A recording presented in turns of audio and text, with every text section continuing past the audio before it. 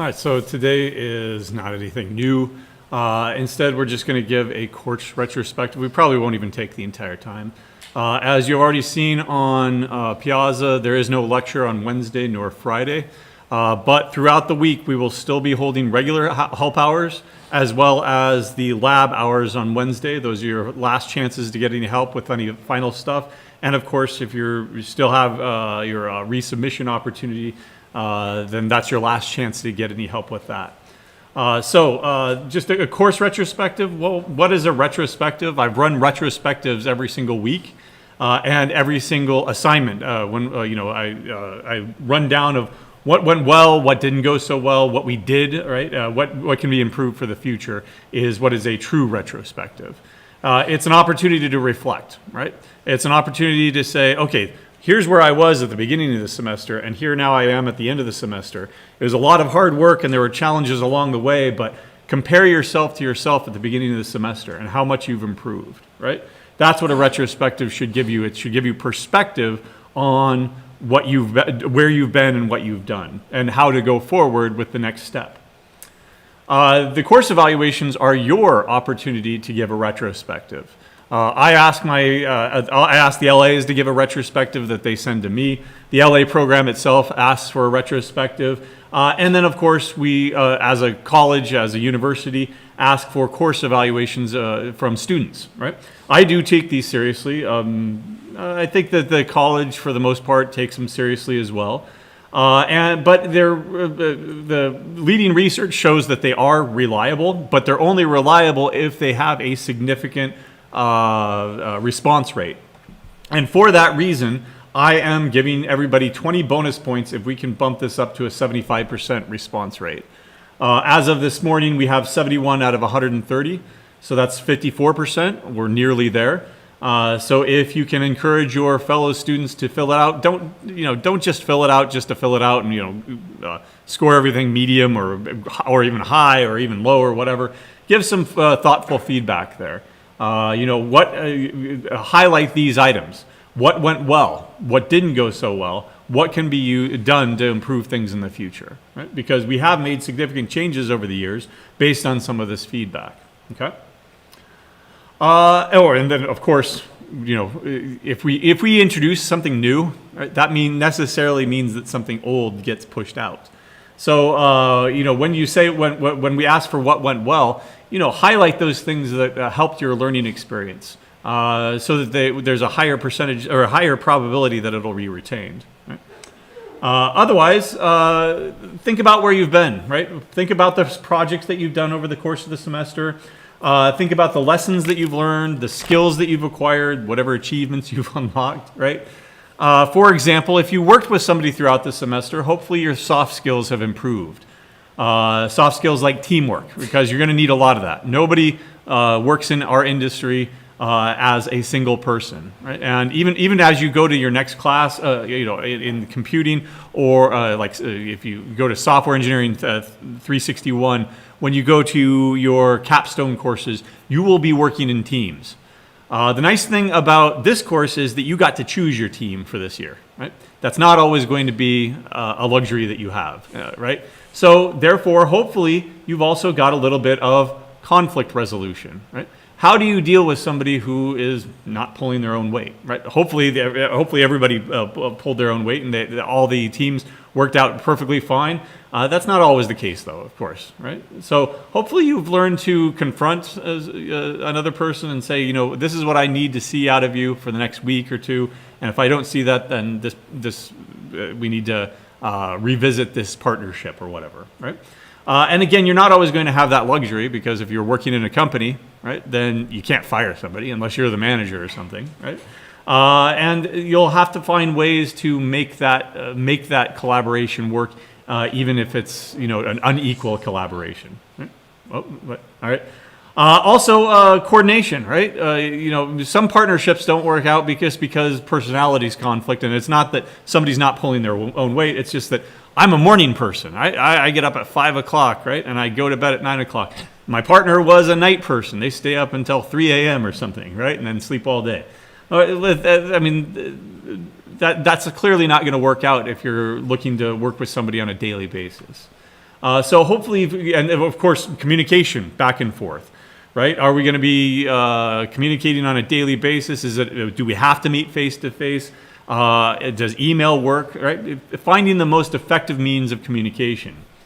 Hopefully you're better at planning, better at time organization and at time management. The number one lesson that hopefully that comes out of this course is that procrastination is never a good thing, right? There is nothing that is worth doing that can be done at the last minute. There might still be courses out there where you can get by just by cramming the night before a big test or something like that. Those courses are on the way out because assessment, especially in higher education, is changing, right? Time management is an absolutely necessary skill. What we try to do in this course is to improve, to encourage that through the use of our, not our burn down chart, but our, it's not a Venn diagram. Now I can't believe I'm losing it. Did anybody use the chart throughout the semester? The what? The Gantt chart. Did anybody use it? Yeah, no, okay. At least it was in the back of your mind, right? That, I've got this deadline. I need to work backwards. I know that it's going to take me a certain number of days to do this, and I know that it's going to take me a certain number of days to do this thing that depends on it, et cetera, et cetera. So planning your time, right? Time management. Hopefully you've improved those skills. Hopefully your toolbox has also increased, right? For many of you, now have a second or maybe even third programming language. Java and SQL would qualify there, right? I bring out SQL here because unfortunately I see a lot of CS programs out there that don't even include SQL in the first year, right? They don't even include relational database management systems. We put you in a really good position to get an internship in that after that first year. We'll talk about that here in a moment. But otherwise, hopefully you've increased your toolbox because even though when you go into industry, you might be using only one primary programming language, you need to learn 2 or 3 or 4 or 5, the top 5 or 10 programming languages. Not that you need to use them on a daily basis, but you need to understand how different programming languages and therefore different frameworks do things and what they do similarly, right?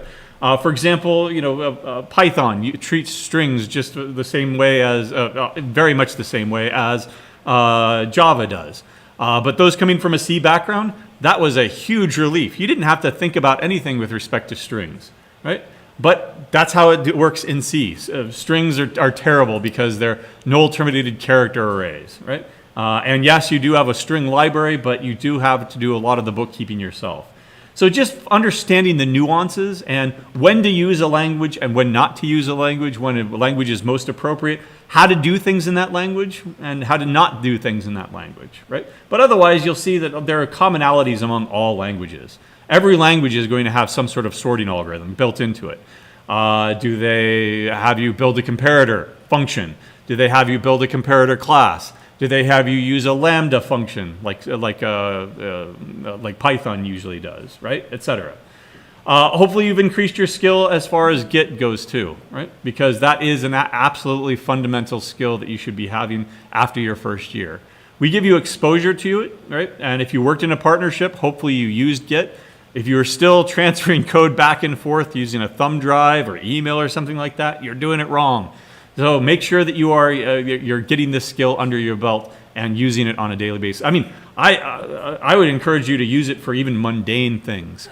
For example, I love baseball and I love scoring baseball, but I hate the scorecards. So I made my own scorecard and I commit it out to Git so that I can just get it anytime I want, right? And so I've used Git just for a scorecard image, right? I use it for advising FAQs. I use it for everything because it is so easy to just make a change locally on my computer, push it out, and send somebody a link, right? So it is a huge skill that you should be using on a daily basis. Hopefully you have a little bit more experience building a larger project. Coming out of Computer Science 1, maybe you did weekly stuff. Maybe you had some sort of a mini project or something like that.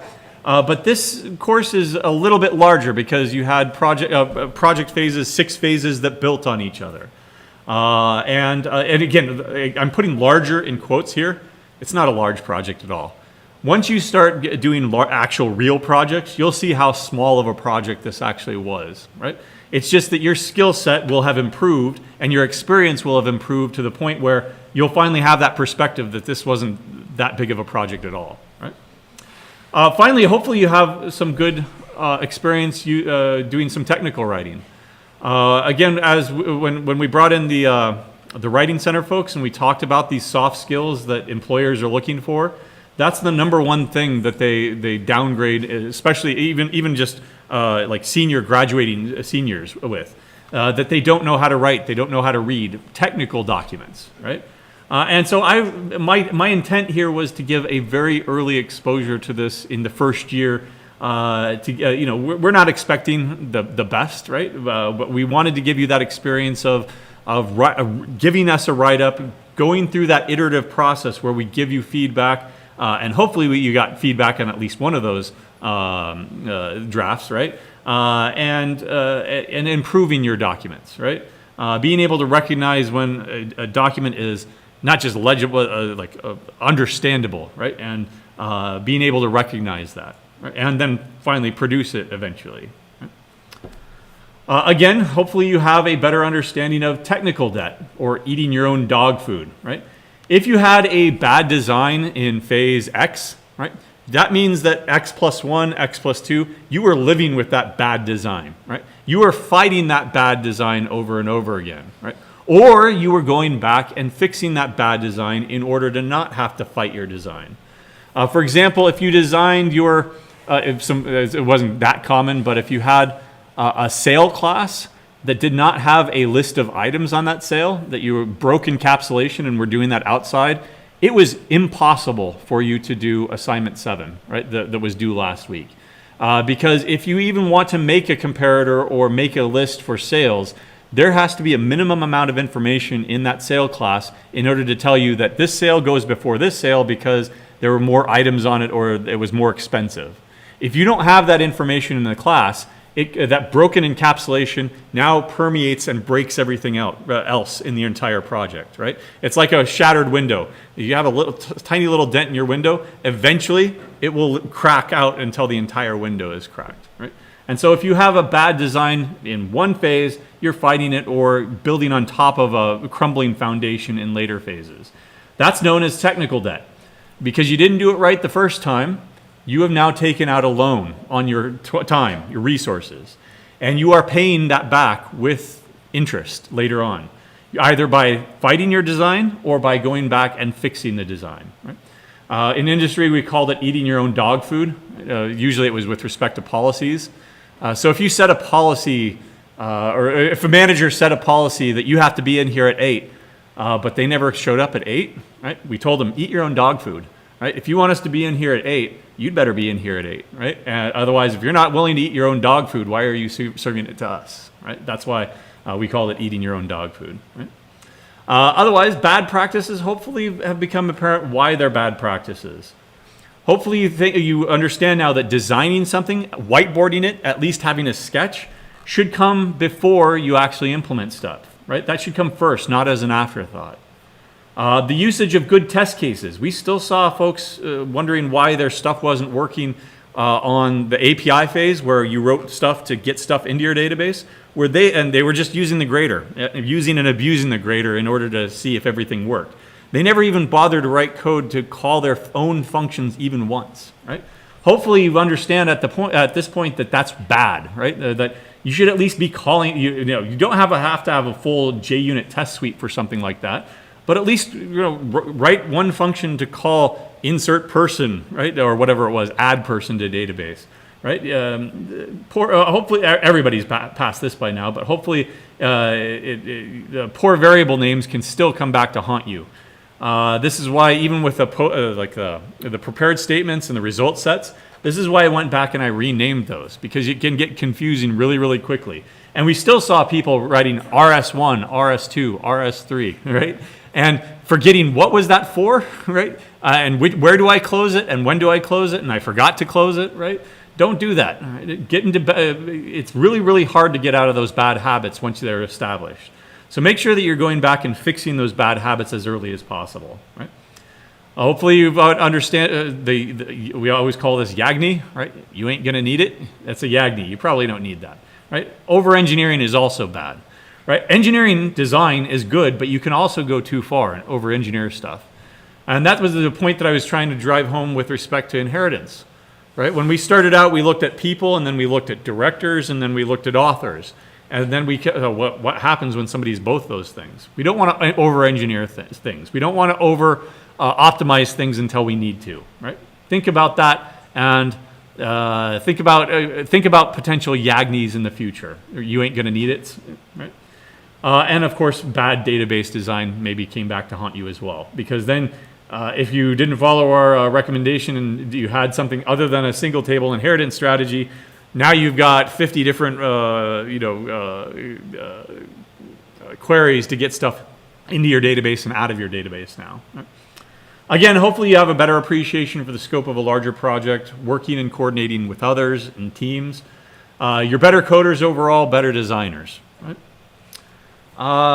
The biggest impediments throughout the semester are never really getting started, right? In fact, I don't have the chart, but usually the chart for the grade distribution in this course is the first 3 weeks everybody's getting an A. Why? Because all we have is the starter points and the first 3 labs. Then at the end of those 3 weeks, the first assignment comes in, and guess what the grade distribution looks like now, right? Those who are going to fail or withdraw this course have done so by week 3, right? It stabilized. It is like a step function. It stabilizes after week 3. And unfortunately, the biggest impediment to passing this course and making this course successful is never really getting started. The other big impediment for those that slightly drop down afterwards is procrastination. And again, we tried to give you a couple of tools to deal with that. Gantt charts. You didn't have to use the Gantt chart, right? If you've got your own thing, if you've got your own reminders or your own way of doing things, that's perfectly fine too. But this is an industry standard way of doing project management. We gave you a little bit of exposure to what's called agile development. We didn't call it that. But each one of these phases was 2 or 3 weeks, or sometimes 1 week. Those are called sprints in industry, right? In agile development. Usually they're about 4 weeks. And what you do in agile development is that at the beginning of that 4 weeks, you decide as a team, it's a self-management thing, as a team what you're going to commit to for the next 4 weeks. And those 4 weeks are now set. That's your work for the next 4 weeks.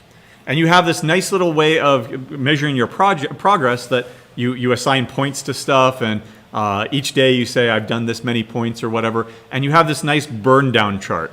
Which ideally should be this linear chart where you have this much work at the beginning of 4 weeks, you have 0 work at the end of 4 weeks. And you should see this nice steady curve. If you see like a drop down in the first couple of weeks, that means that you didn't commit to enough work, right? If you see this line and then a drop at the end, that means that you crammed everything at the end, right? You weren't doing any work or very little work for the 3 weeks, and then finally it all came to a head. Or even worse, it stays there and you still have the same amount of work at the end of 4 weeks as you had at the beginning of the 4 weeks. You have a nice way of measuring that. And then guess what? At the end of your sprint, right? What you do is a retrospective. You decide what went well, what didn't go so well, and what can be improved for the future. And then you plan your next 4 weeks, your next sprint. And we tried to simulate that. We didn't tell you, we didn't let you decide what you're going to do for the next sprint. Instead, we planned those sprints out for you. But that's basically what we were doing throughout the semester. Right? Again, design comes first. Insufficient testing. Hopefully, again, if you can run code, you can run tests. If you can write code, you can write and run repeatable tests. And if you can read code, then you can write proper unit tests. Again, we did not expect that at all from anybody except for assignment 1 to give you exposure to what JUnit looks like and that you should be using it in practice going forward. But hopefully we gave you an extra exposure of why these things are good to have. Right? When we started out this semester, I enumerated the skills objectives that you should have at the end of the semester. And so what I want you to do is think in your own head here, did you actually attain these skills? Right? Are you able to more easily pick up and learn a new programming language on your own, now that you've got at least 2 or 3 different programming languages? Because if you go into computer science 3, you'll be picking up maybe a third programming, yet another programming language. If you go into industry or get an internship, you'll probably definitely be picking up yet another programming language, right? You'll be able to recognize, use, and design and appreciate programs with an object-oriented programming flavor. You'll be able to design a database-backed application from scratch, given a general problem statement. Right? That's what you did. You'd be able to understand and implement basic data structures, as well as recognize how and when to leverage appropriate data structures. Hopefully you now have an appreciation of, nope, if I use a linked list on there, then I'm going to have the painter problem, the fence painter problem, and it's going to take me 20 years to execute that program. Versus if we use an array list, that'll only take 3 seconds. Right? Versus, we'll go ahead and use a list versus, I don't know, a tree data structure. Right? Hopefully you've got some recognition that smart data structures and dumb code are a lot better than the other way around. So saith Eric S. Raymond. Right? You should be able to identify and analyze basic algorithms. That was the second half of the course. Right? Big O analysis. Being able to understand, two nested for loops, that's bad. Right? Because that's 20 years of computation for 1 billion elements. Right? Is there a way that we can enroll this and not do it this way? Is there a smart data structure that we can bring in and leverage? I can guarantee you, if you go back to the first assignment, if it took you X hours, say 10 hours to do that first assignment, I can almost guarantee you that you can get it done in 5 hours now, right? If it took you 5 hours before, then it's going to take you 2 hours now, right? In fact, you'll be able to understand, oh, no, this is a stupid loop that I wrote. I'm going to rewrite that using a smart data structure now, like a map or a tree or something like that, right? I'll use a comparator to sort it and get by without having to iterate over 1 million things twice or something. Right?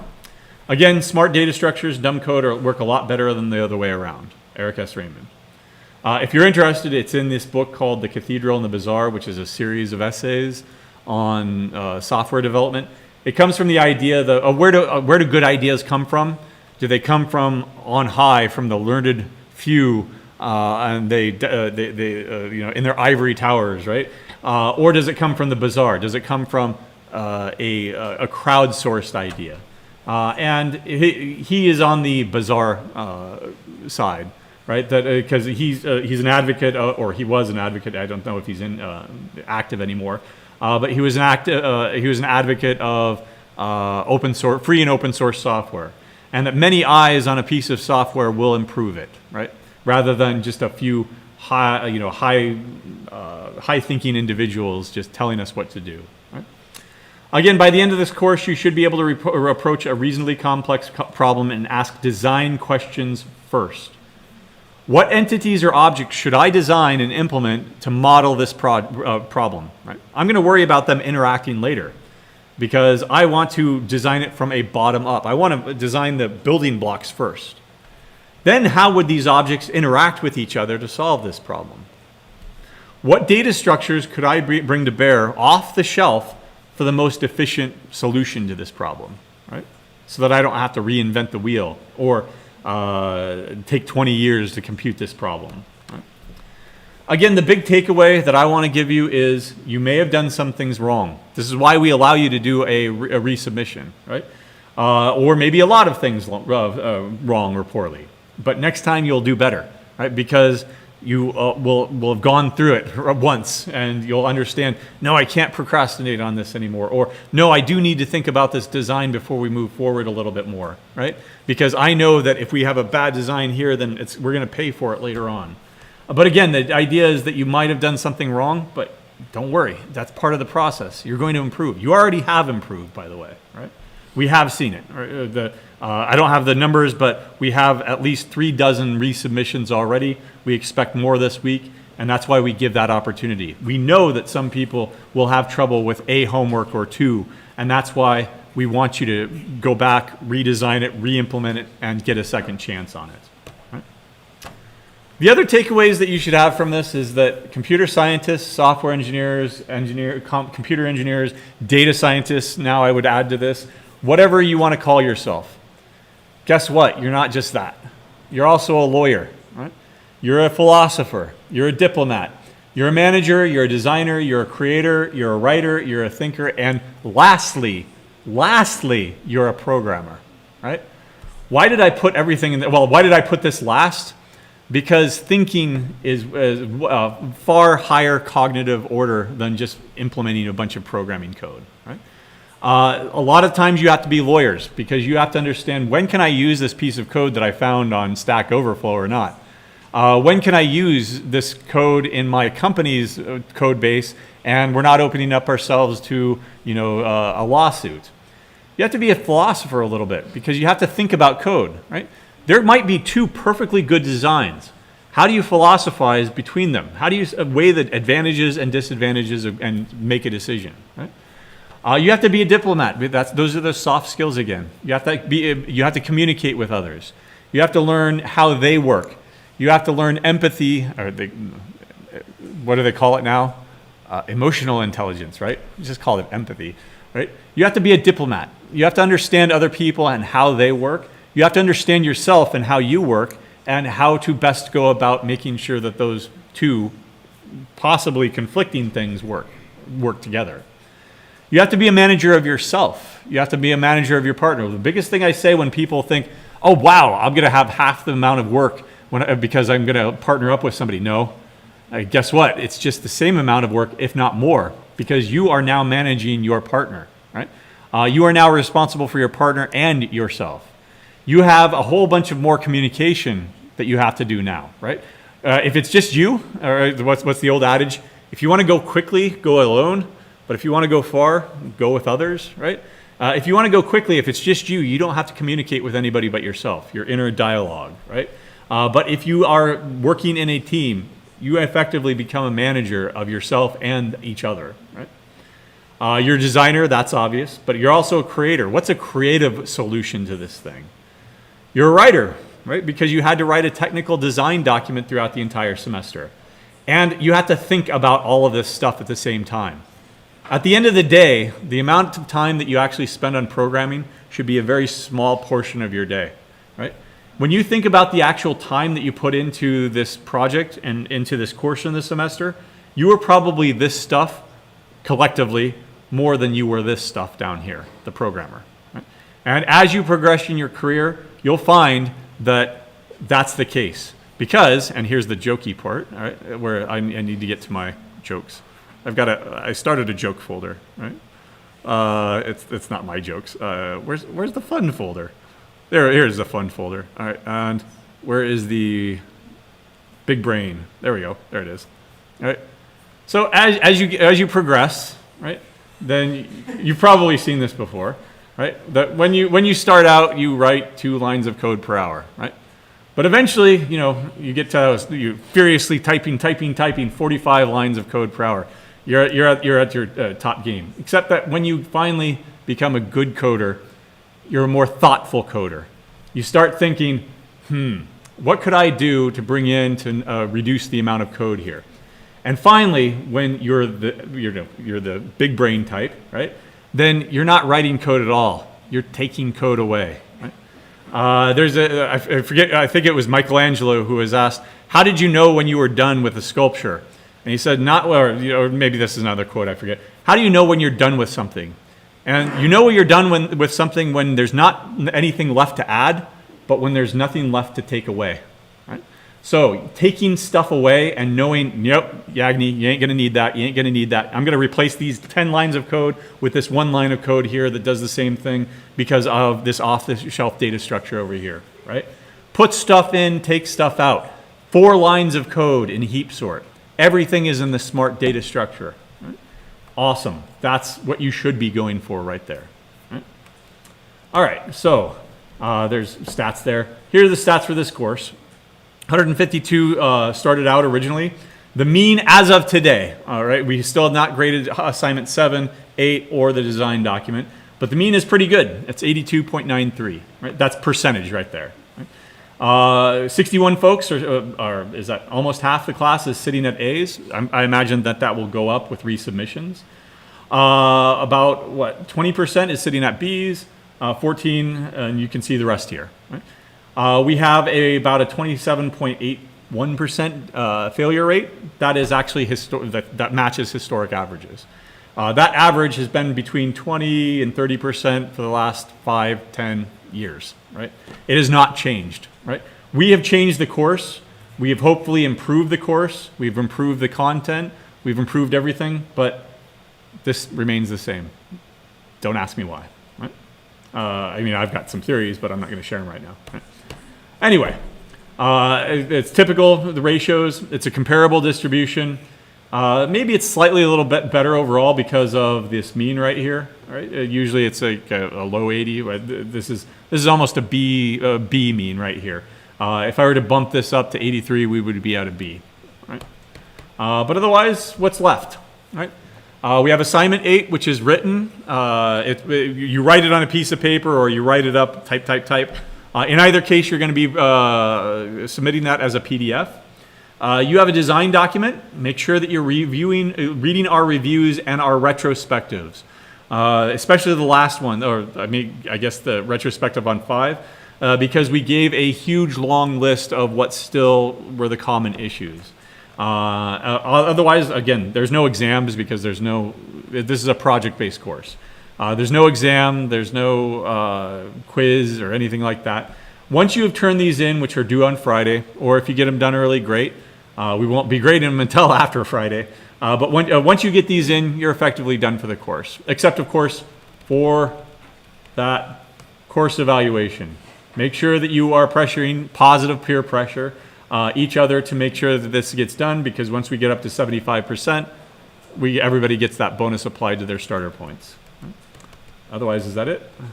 Yep. Oh, no, I guess, where do you go from here? I guess, so ignore the UNO stuff. But if you're at UNL here, if you're not already taking it, discrete math, right? That's your next, it's usually a companion course to this course. But otherwise, Computer Science 3 is probably your next computing course for computer scientists, for computer engineers, etc. If you're computer engineering, you've just got a lot of EE stuff on your way. Circuits and stuff like that, right? Lots more circuits if you're EE, or if you're CE, excuse me. But otherwise, I can't tell you what else, right? Take an ACE here, they're there, right? I am, talk to your advisor. Hopefully by now, it's May 6th. Hopefully you've already registered for courses for fall. But as far as the computing core, I can tell you that this is your next course after this one. Otherwise, professional. How many people have internships for this summer? 1, okay, 2, 3, right? A spattering here, there, right? If you have not had an internship, it's kind of late maybe, but I would advise you to get in your time machine and go back to the early spring where we were having our career fairs, right? Those opportunities are few and far between during the summer, but guess what? Bits and Bytes is still being published. Job listings are still going to be published there. Handshake, if you're not familiar with that, is UNL's job posting website.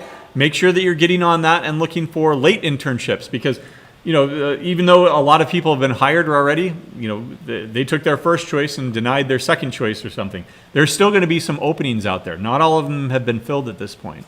So you could still get an internship this summer, even though it's kind of late. Even so, next semester or next summer, you should be looking toward your next internship. I highly recommend it because you can actually take internships for credits. As computer scientists and computer engineers, it would replace a technical elective, either 3 or 6 hours, depending on your major. But you can, get course credit for it as well. Right? No matter what, stay frosty over the summer. Learn a new language, build a new project, right? If you're looking for things to do, join the UNL Game Dev Club or OS2G or something like that. Join the Discords of those things. There's our Discord for the department. That's the Student Advisory Board Discord. And learn about, and ask other people on there what they're doing, right? If they want to team up for some project over the summer. Stay in touch and engaged with that Bits and Bytes. I think that's a forever invite link. But if it's not, there's then we can send you a new one. Jobs are posted there all the time. Right? Well, not all the time, but updates are posted there all the time. Right? All right, so I want to thank everybody. Right? Thank you for everybody who helped on Piazza. Thank you to everybody in here who stayed in person throughout the entire semester. Thank you for everybody who is just online and all of the internet randos that find their way in here somehow. We're up to 4,860 subscribers. So I thought we would hit. I thought we'd hit 5,000 by this year, but I guess not. Maybe next year. Thank you to all the learning assistants, of course, and hopefully, and if you see them this week, thank them. Right? They've got surveys to fill out. Fill out those surveys and tell them how much they helped you throughout the semester. Thank you for everybody who took this class, and have a great summer.